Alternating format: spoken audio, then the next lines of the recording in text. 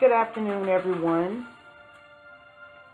This is Cassandra coming at you again with talking about building a self relationship. And here recently, I have heard a couple of videos, well, probably three, maybe a little more videos of beautiful dark skinned black women that are carrying around the pain of being dark skinned.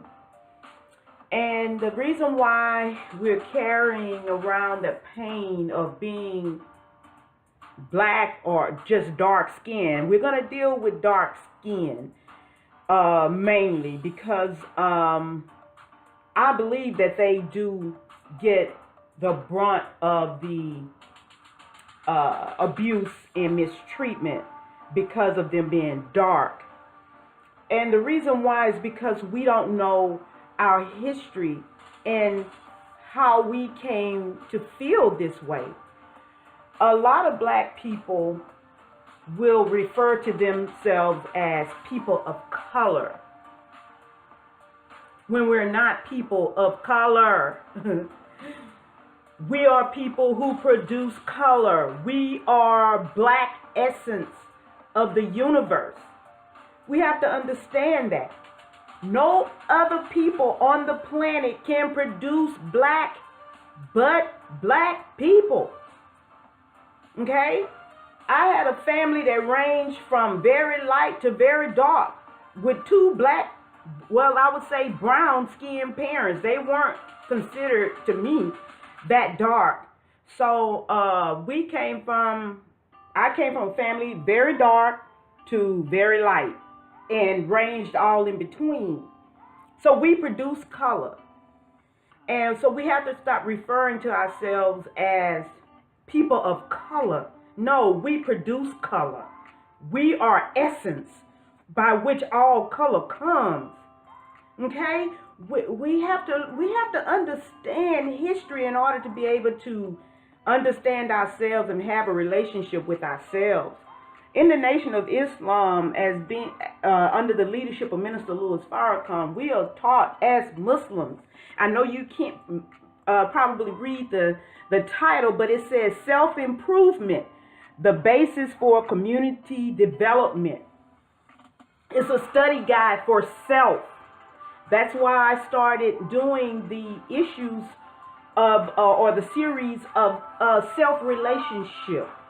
Now, let me give you a little history about us, okay?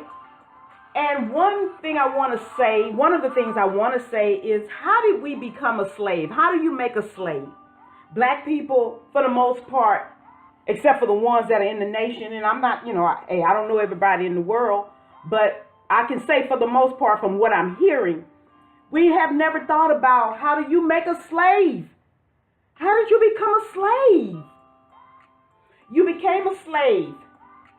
This is part of the story, because to tell the whole story, this video would be way too long. But to tell part of the story is that there was this white guy by the name of Sir John Hawkins who befriended the Africans. And he lived among the Africans for 20 years. And he befriended them, settled disputes, as you would say, what disputes black folks would have at that time. Okay? Because we weren't people that just go all out war with each other. But hey, we had disagreements. And this white guy came in and settled disputes, and he was allowed to come and go. So as he went, he would go back to his people and give information about how to get in with the African. So he when he came back, he started telling the lie to the African people that, hey, I know where it's more wealth than it is here. You can get more gold if you go over to here. He's talking about America.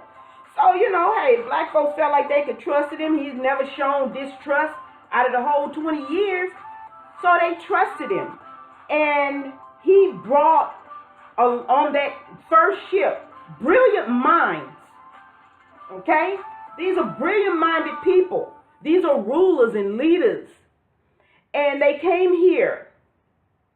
And he took them and forced them to mate, basically. And he couldn't do this easily because our people are warriors. Okay? And so he took our people and forced them to mate. And it took him 60 years to do this. Man, it's so much. You ask a lot of black people, if you ask them when we came to America, they'll tell you we came, I think it's like 1519 or 1619. Somewhere up there, I forget that year that black folks think we actually came. But we actually set our foot here in 1555. Our first people. 1555 is when our first people. It took them 60 years to make a slave. So from 1555 to when they actually made a slave, that's when they start counting the time that we came over here. But that's not when we came here. We came here in 1555. So when they finally broke our people and made them have relations with each other, and the woman would get pregnant, they would already kill the father. The father is dead. And they let the mother see this, which put fear in her and the baby. And when she had the baby, they killed her, and they took the baby and they raised the baby to be a slave. That's how a slave is made. So when that slave was made, they took the slave's baby. They didn't have to really take the slave's baby because that slave made another slave. You obey Massa. You do everything Massa says. You have to work hard. You have to do this. So that was brought up in us, and this is what we're dealing with today. This is why we have the issues that we have today. We have to understand history and where the hatred comes from. The hatred comes from not black slave, the black house slave seeing the black slave out in the field. It came from when the white man would treat the light-skinned slave better than he did the dark-skinned slave. The darker you were, the worse treatment you got. And you got another generation of babies growing up seeing that.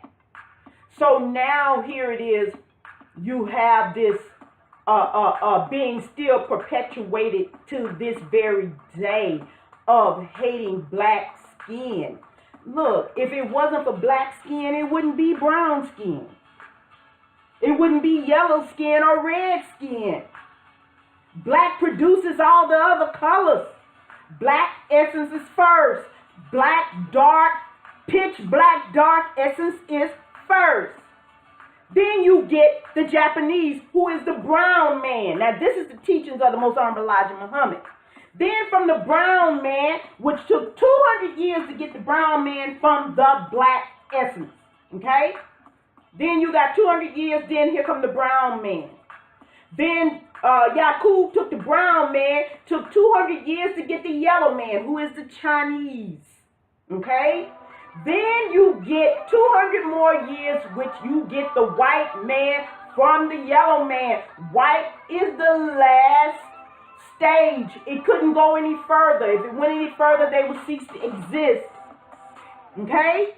So then you get the white man. Okay? It's only 3 colors that came out of black. It was the brown, the yellow, and the white. And these colors mixed and made other different colors. That's where your color come from.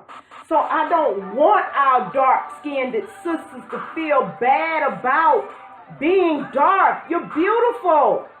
You got to walk around and look around and say, you know what, if it wasn't for me, it wouldn't be no other colors. You can't feel bad about that.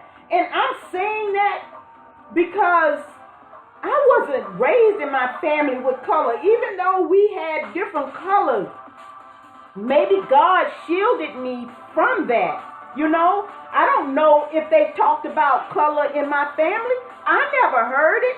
I didn't. I never heard, ooh, you dark. Ooh, you light. Ooh, you got straight hair. Ooh, you got nappy hair. I just never heard that kind of talk. So I can't say that it was or wasn't. Maybe God protected me from it. You understand? Because black people do have these issues. Black family have these issues. So I can't say that it was or it wasn't.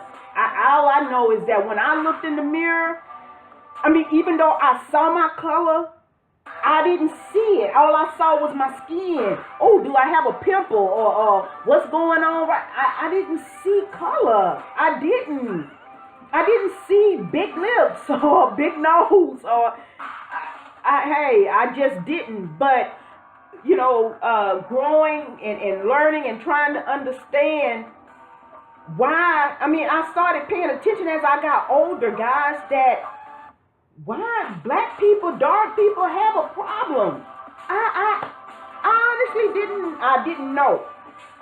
And you have to excuse me and forgive me, hey, for not knowing.